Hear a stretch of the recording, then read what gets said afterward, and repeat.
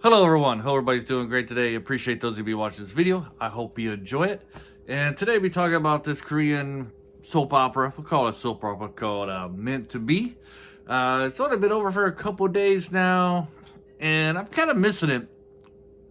I didn't really like watching it, but I'm kind of missing it. You ever had those things, Anyways, let's talk about Meant to Be. I've already done a couple of videos on these, like when it first came out, the halfway part mark. So now I'm doing a video for when it's completely over for the whole series. Might be some spoilers in here, but I won't try to spoil too much. So Meant to Be, just a recap. It's basically about this man whose mother died, and because he didn't have any money or power to save her, pay for her medical bills and stuff like that to give her the best medical treatment. He has a philosophy that only way to be happy in life is to have all the money and all the power, and so it's kind of leads him to the dark side. He's willing to do whatever it takes to gain more money and more power, even if it means to killing people, which he does a few times in the series. Even kills the mother of his child in an attempt to kill his own child. So that's basically what this is about. And so he marries a daughter of a very rich guy, and happens to be that she's pregnant. And so the reason why she agrees to this marriage is because she believes her boyfriend or fiance at the time was taking drugs, and he gets sent in prison in that. Little did she know, our villain here was the one who set up her fiance with taking drugs. So when her fiance goes to prison, he convinces her to marry him through her father, that way. And he ends up raising the daughter of the guy he framed to go to prison. Meanwhile, the guy who went to prison ends up in a roundabout way raising the daughter of our villain in this show.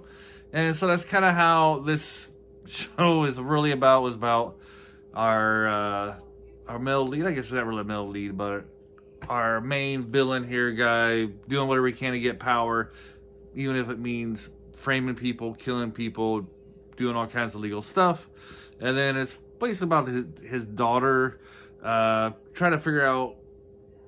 I don't want to give it away because it is a big series, big plot, but trying to. She's doing some investigation on some wrongdoings that happened to her family. I'll leave it like that. I don't want to do the big spoiler thing.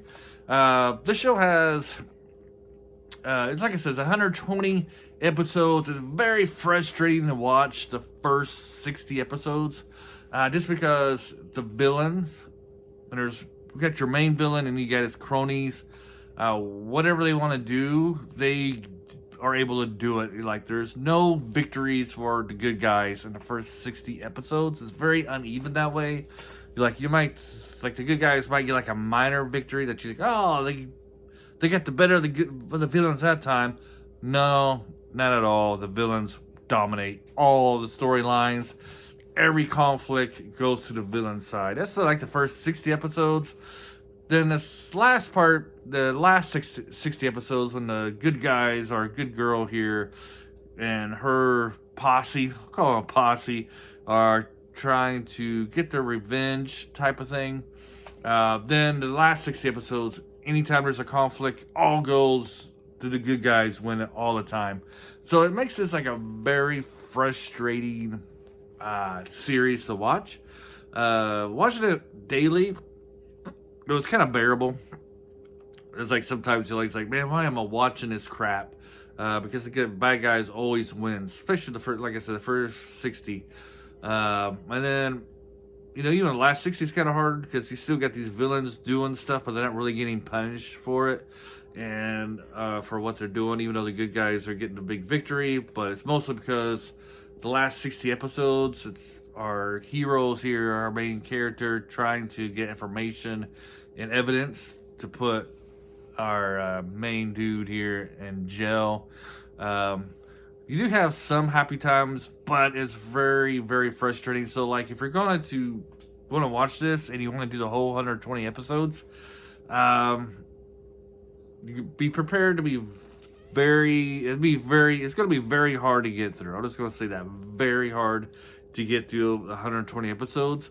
However, episode 120, the last episode does kind of make it worth it. It's a good episode. Kind of wish it had those kind of episodes more throughout the 120 besides what they got. The series can be very, like I said, very frustrating, very depressing as you see the people you like getting hurt over and over again. Is there any like big messages in this? Just that it really leans heavy into like people with power can get away with a lot of stuff, and you see this in the show. And in real life, you know, people with power seems to be able to get away with stuff like us normal people can't get away with, just because we don't have the money and the influence that those in power do. So it's just not like a Korean thing. This is like a world thing. Like this theme about how people with power can almost get away with everything. You know, but you know, every once in a while, the long arm of justice will come and grab them. And, you know, they'll have to serve their time. And that's kind of like the moral of this story. I will say, though, there is, like, it's not very good writing at all in this. Like, the villain wants to do something, and he's able to do it. You don't see, there's only a couple times you actually see him planning to do stuff, but it's kind of like he robbing a genie. So I want this bad thing to happen, and it happens, you know. Kind of like that. And then I feel like the writers couldn't balance out like triumphs from both the good people and the bad people in this. I mean, why, like the whole, like I'm serious, like when I say all first 60 episodes around that mark, everything that's bad can go bad. Like the good guys never win. And then the last 60, basically the villains never win. It's like, how did the villains become so stupid all of a sudden? You know, that kind of thing.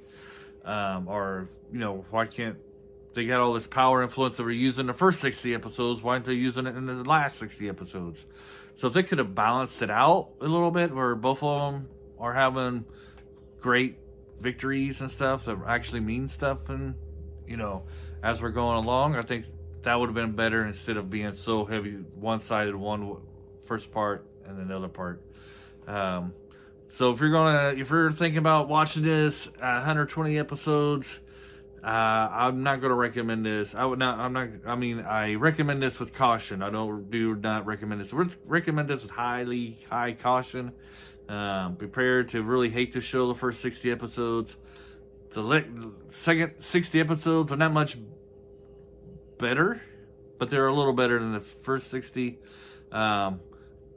Some things just don't really make sense. Like you got a guy who kidnaps somebody, like literally kidnaps somebody, and he gets no policemen are called on him, serves no time for it. I guess they figured since he suffered so much in the first 60 episodes, he paid his dues, but not really. You know what I mean? So you got stuff like that. You do get you do have a good ending. Spoiler, it's pretty good for the most part.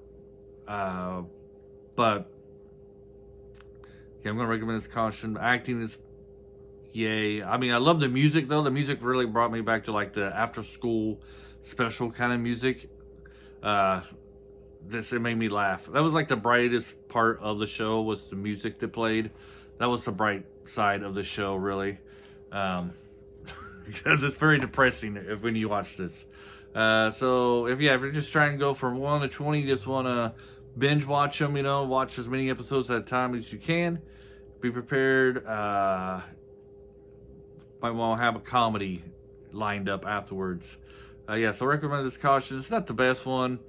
Definitely not the best one. But I stuck through it. I survived. And it was times when, I was like, I'm tired of the show. But I was kind of invested at that point. Anyways, have a great day, and until next time, bye.